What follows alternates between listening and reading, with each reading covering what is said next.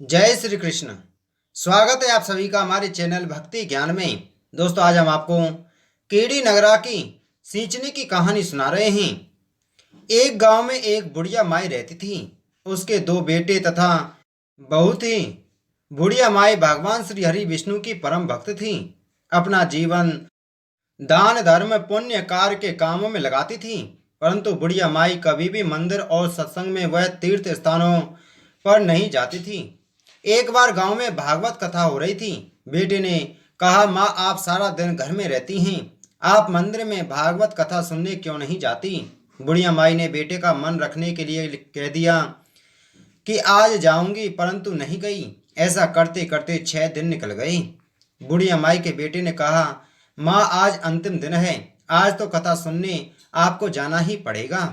सारा दिन घर का काम करके बुढ़िया माई ने जाते जाते इतनी देर कर दी कि अंतिम दिन की भागवत कथा भी समाप्त हो गई। भगवान श्री हरि विष्णु सन्यासी का रूप धारण करके बुढ़िया माई के पास आए और बोले, बुढ़िया माई, तुम कहाँ जा रही हो? बुढ़िया माई ने कहा, मैं भागवत कथा सुनने जा रही हूँ।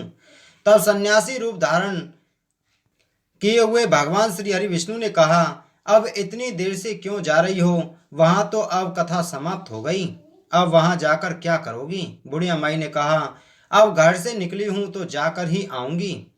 तब सन्यासी रूपधारी भगवान श्री हरि विष्णु ने कहा कि अब कथा समाप्त हो गई, भक्त लोग भी अपने अपने घर चले गए, अब तुम वहां से क्या लाओगी? तो बुढ़िया माई बोली, कुछ नहीं तो मैं वहां से एक ईंट ही उठा लाऊंगी। तो सन्यासी रूपधारी भगवान श्री हरि विष्णु बोले, तुम वहां से मिट्टी की ईंट लाओगे, उसके बदले मैं तुम्हें एक सोने की ईंट दे देता हूँ।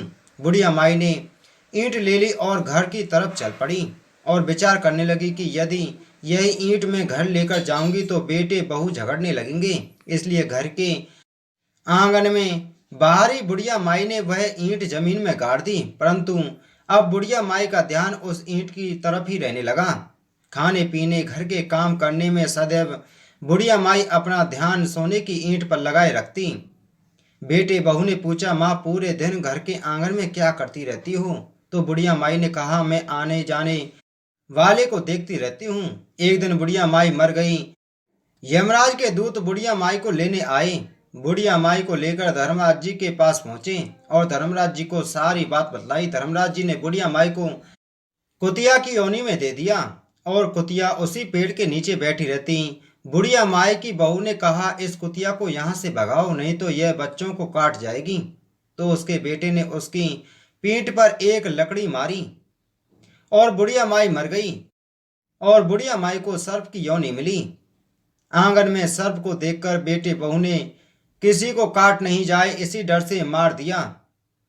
फिर बुढ़िया माई मरकर धर्मराज जी के पास पहुंची। बुढ़िया माई कीड़ी का रूप धारण करके उस आंगन में रहने लगी और कीड़ी नगरा बना लिया। आंगन में कीड़ी नगरा हो गया। घर वाले बहुत परेशान हुए। घर वाले भोजन भी नहीं बना रहे थे और मन ही मन भगवान का स्मरण करने लगे। तब भगवान श्री हरि विष्णु सन्यासी का रूप धारण करके आए और बोले कि कुछ खाने को दे दो। तो घर वालों ने कहा, महाराज, हमने खाने के लिए कुछ भी नहीं बनाया, क्योंकि हमारे घर में कीड़ी नगरा हो गया है, आप ही इसका कुछ उपाय बतलाएं।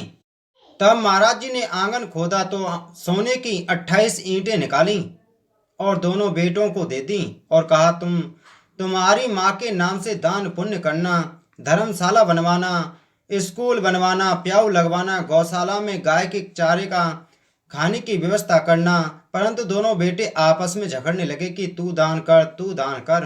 किसी ने बुढ़िया माई के नाम से कोई दान नहीं किया और कीड़ी नगरा वहां उसी स्वरूप में स्थापित रहा।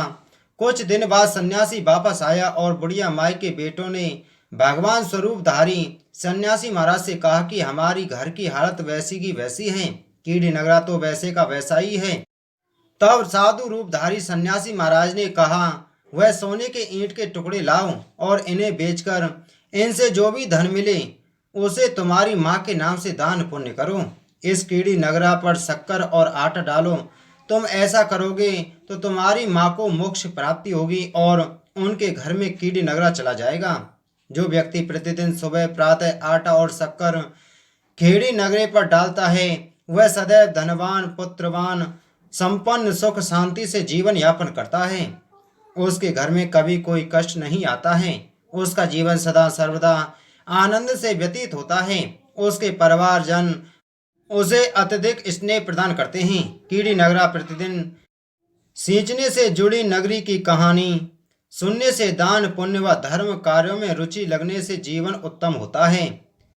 बोलो विष्णु भगवान की जय। दोस्तों, इसी प्रकार की वीडियो प्राप्त करने के लिए आप हमारे चैनल को सब्सक्राइब जरूर करें। जय श्री कृष्ण।